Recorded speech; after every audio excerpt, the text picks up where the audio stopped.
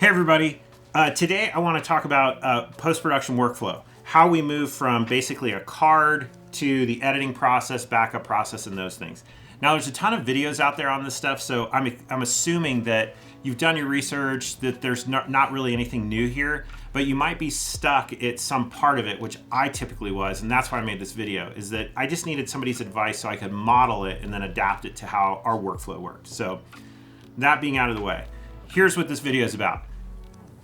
Our post-production workflow, and then at the end I'll give you some tips and tricks on things that we've just picked up on, and hopefully you'll throw those in the comments below of things that are working for you, because I'd love to learn from you guys.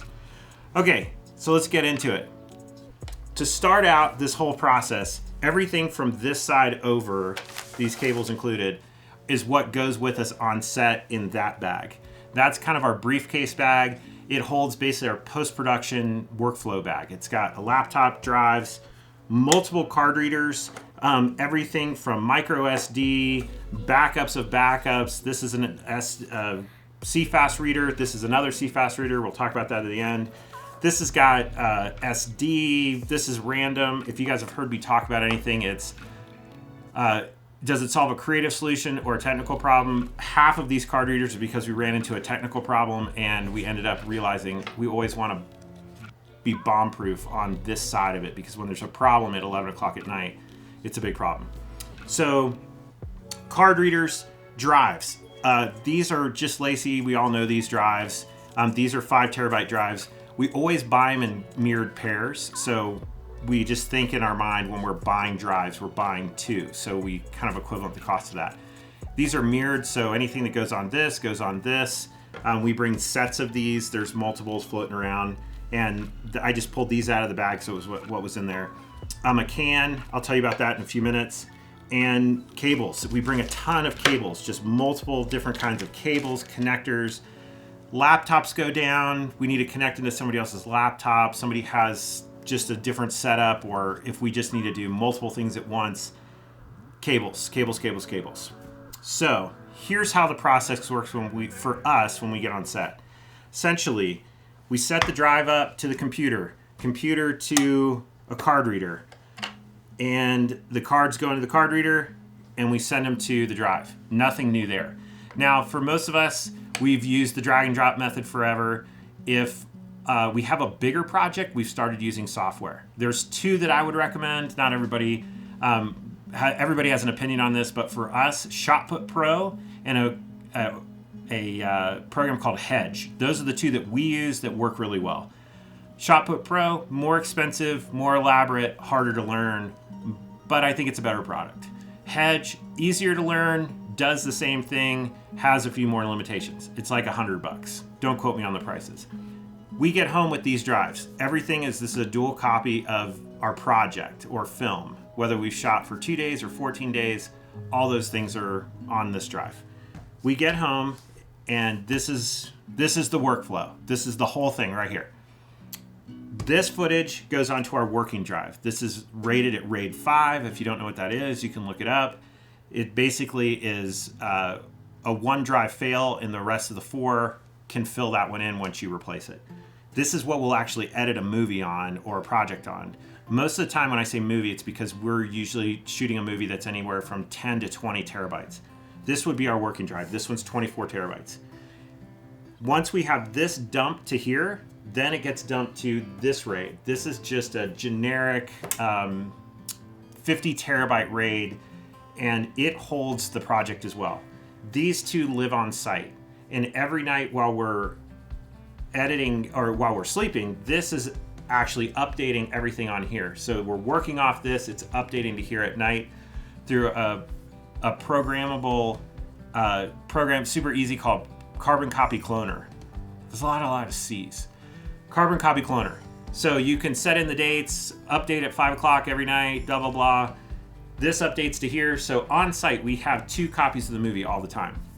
Now, when we first get back, this is going to here, but then it also gets updated to these things called LTO tapes.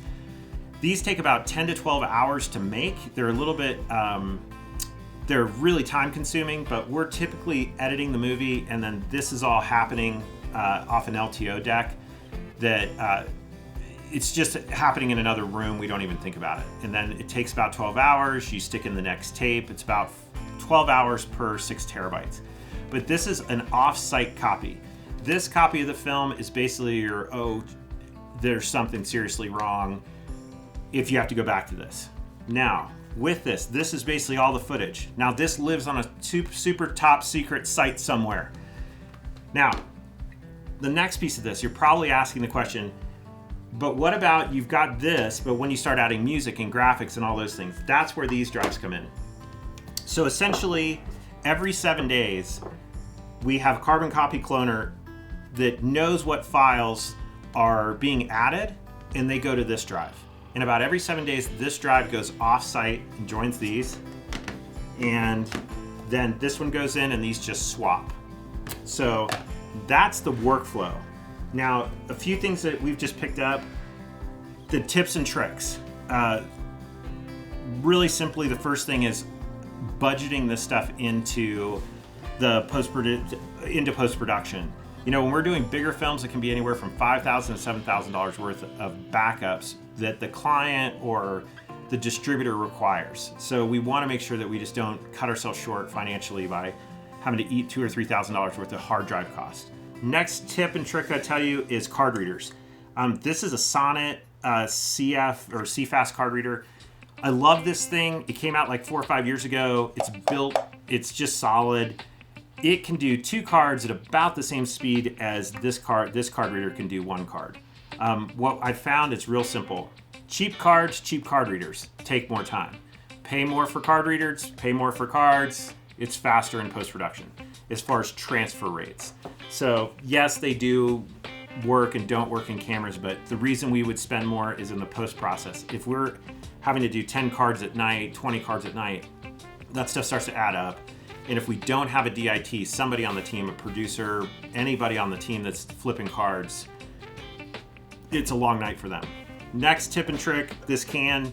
I told you guys about it. A DIT taught me this years ago. Bring a can with you. They go on left and right side. Cards that haven't been ingested go in here. Cards that have been dumped go in here. Like you read. And instead of having to get glasses out of the hotel room and those things, it's just been super easy to have this in that bag. By the way, there's a power strip in that bag, designated for the DIT station. It's got a cord on it. It's a power strip, huge. That's been a big addition. I know it sounds stupid, but it's a good addition. Last thing is label maker. Somebody got me this for a Christmas present years ago to label stuff in my garage. It now labels everything in our office. I love this thing. Everything has a label and it has a code to it. So we label our drives, we label the outside of our drives, the inside of our drives. Everything has a label so that we know the time, date, stamp, and it just makes it official what that is. And you know, I can tell you, I don't know about you guys, but this didn't really work too well over the years, but there's a lot of drives around here that have stuff like that written, and it's just not worth it. The last thing I'd say is buy new hard drives. You know, we have flipped drives, cleared drives, tried to move projects over here to save money. Typically, it costs me more to buy the time that it takes to transfer all that stuff than it does just to spend a couple $100 on a set of drives or $400 on a set of drives. And the last thing I would tell you, the tip is on these large RAIDs that have all of your projects, as I said, this backs up to here, but on here there might be 4 other projects. Next to that, there might be another RAID like this that has 20 projects, but I have access to all of that footage all of the time instantly. That has saved me more time and money when a client or a production or a distributor calls and says, can I get that poster shot? Or, you know, recently we just sold a film that we shot 10 years ago to a distributor. And they said, do you have those files? And I was able to pull them up, pull all the media, everything up. I wasn't digging through old drives and wondering if they worked or having to set them up and all of that jazz. And the last thing before I forget is this. I just love these things. They're simple, they're great ways to cut some cost on drives that just aren't working all the time instead of buying something that's enclosed. These are nicer, but they obviously cost more money. So that's what I got. As I said, I think the information is probably more important than my cutting style. I want to put that into films and other projects. So what I've tried to do is, there's choppy cuts in here, but I'm hoping the information is more important to you than how great my YouTube videos are. I think you want the information. So have a great day. Hope this was helpful. Thanks.